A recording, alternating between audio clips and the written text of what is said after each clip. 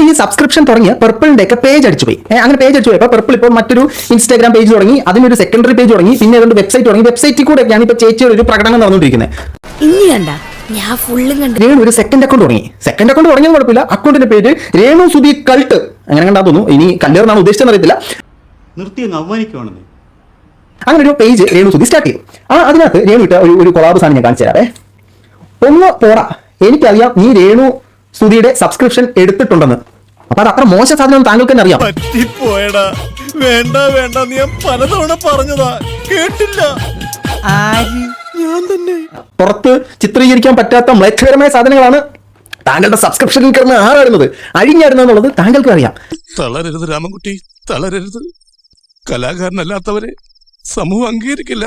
നീ സമാധാനിക്ക്. ചേച്ചിയുടെ ലക്ഷ്യം എന്തായിരുന്നു?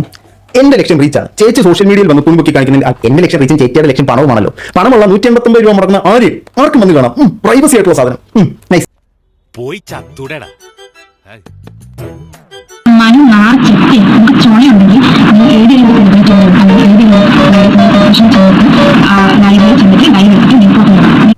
എന്റെ പൊന്നു വരുമ്പോൾ ഫസ്റ്റിലെ അത് സബ്സ്ക്രിപ്ഷൻ അല്ല, സബ്സ്ക്രിപ്ഷൻ. നിങ്ങൾ ഒരു ടങ് ക്ലീനർ മേടിച്ചിട്ട് നാക്ക് പഠിക്കും, അപ്പൊ നിങ്ങൾക്ക് സബ്സ്ക്രിപ്ഷൻ എന്ന് പറയാൻ പറ്റും.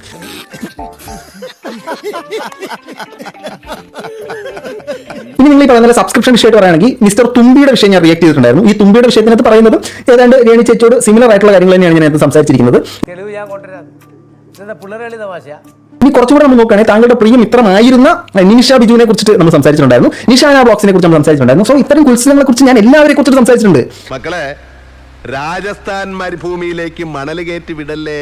ചേച്ചി എനിക്ക് മൂടായി. നട്ടലുള്ള രേണുവിനോട് നട്ടലുള്ളവരുടെ ചോദിച്ചതാ, ബ്രാ കാട്ടുമോ? ഈ സമയത്ത് ഇത്തരം ചോദ്യങ്ങൾ വന്ന സമയത്ത് രേണുവിന് എന്തുകൊണ്ട് അവനോട് തിരിച്ചു ചോദിക്കാൻ പറ്റില്ല? കാരണം നട്ടലുള്ളവനെ മര്യാദക്കുള്ള ചോദ്യം ചോദിക്കണം. അത് രേണു എക്സ്പെക്ട് ചെയ്യുന്നു. എന്താ ഉറക്കം വരുന്നു. ഈ രേണുവിന്റെ കമന്റ് ബോക്സിൽ രേണു തന്നെ നോക്കിയാൽ രേണുവിന് മനസ്സിലാകും. ആ കമന്റ് ബോക്സിൽ വരുന്നവന്മാർ മൊത്തം രേണുവിന്റെ കാണാനായിട്ട് വന്നിരിക്കുന്നവർ തന്നെയാ. അവര് ബ്രാ കാണിക്കുവോ, ഹിപ്പ് കാണിക്കുവോ, ഇപ്പിള് കാണിക്കുവോ എന്നൊക്കെയാണ് ചോദിച്ചോണ്ടിരിക്കുന്നത്. അതിനൊന്നും നട്ടലുള്ള ആളുടെ പ്രതികരണം കണ്ടില്ലല്ലോ. നോക്കിയാൽ കലിപ്പ് തീരുണ്ടോ ദൈവമേ, അവന്റെ മോന്ത കണ്ടില്ലേ? ഈ എരുമയെ കൊണ്ട് ചവിട്ടിപ്പിക്കട്ടെ പന്നി. അപ്പൊ ചേച്ചി ഒരു കാര്യം ചെയ്യും, സബ്സ്ക്രിപ്ഷനുള്ള കുട്ടന്മാർക്ക് തട്ടിക്കൊട്ടെ. അവരുടെ ആഗ്രഹമല്ലേ നട്ടലുള്ളവന്മാരും. നട്ടല് ചേച്ചി ഉദ്ദേശിക്കുന്ന നട്ടൽ ഏതാ?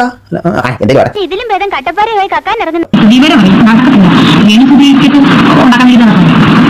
രേണു സുധിക്കിട്ട് ഉണ്ടാക്കാൻ ഞാൻ അത്രക്കാരൊന്നുമല്ല. ഞാൻ അത്രക്കാരൻ ഞങ്ങൾ അങ്ങ് ഇറങ്ങട്ടെ. ആയിക്കോട്ടെ, സന്തോഷായി.